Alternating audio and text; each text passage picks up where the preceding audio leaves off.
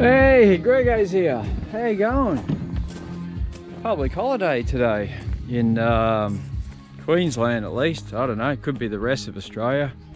Not sure, Labor Day or something. Oh, I wouldn't have a clue. Just the days are all a blur when you work for yourself. Oh, update on Bozley. Yeah, we've got the body all in epoxy, inside and out.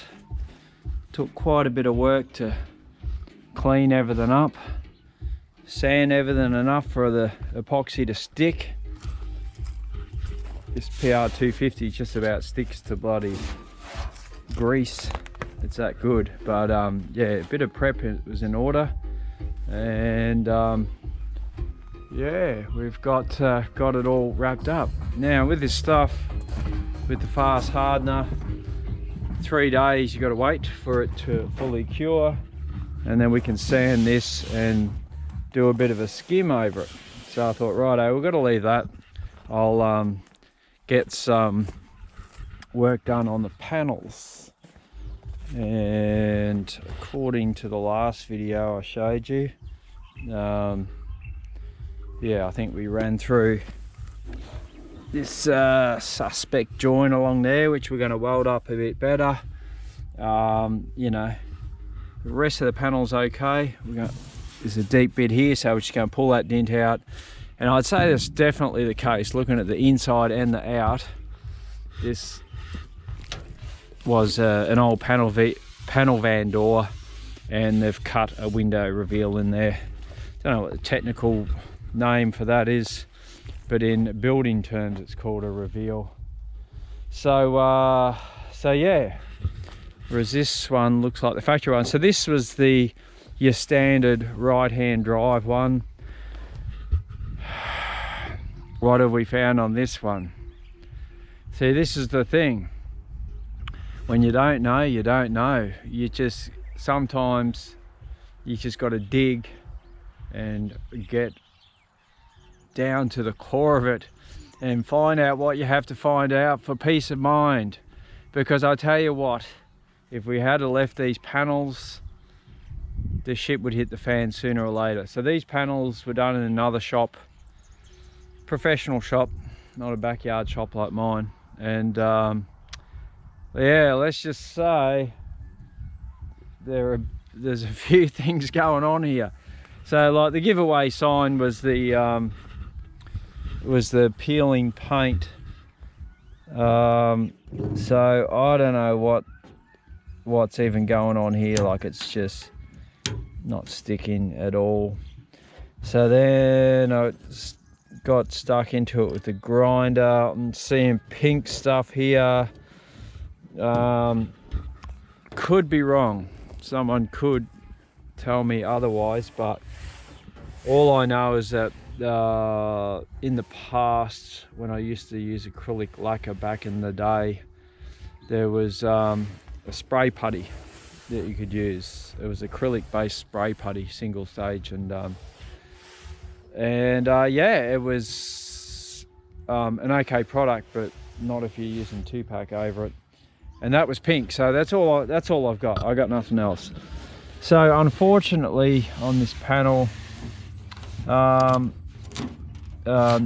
only is the paint sort of falling off it up, especially up the top area there, and you can see where the blisters are starting there. So if you dig enough, you should be able to pop it out. Yeah, anyway, not good. Not a sound surface. I don't even know what was going on under here. That's a whole lot of nasty. There's a little bits of shit in there, and it feels like it's almost waxy or something. I don't know. Got a feeling that they might have just sanded the door roughly and not sanded it so well in here, and then in here you get 45 years worth of fingerprints and shit on there. And yeah, anyway, that's why it goes back to bare metal. That's why it should go back to bare metal most of the time. So and here we've got corrosion starting. That's not good. That's under the paint. Look at that. Holy smokeroonies. So and then, you know, a bit of filler over the waves and that, not a drama. It's not super thick. One bit here is, but this here concerns me. Doesn't even look like they've made an attempt to repair over that. I guess they figured, oh, it's that small, you know, it's going to be few tiny spots appear in years to come. Not their problem, I guess. So but I don't like this at all.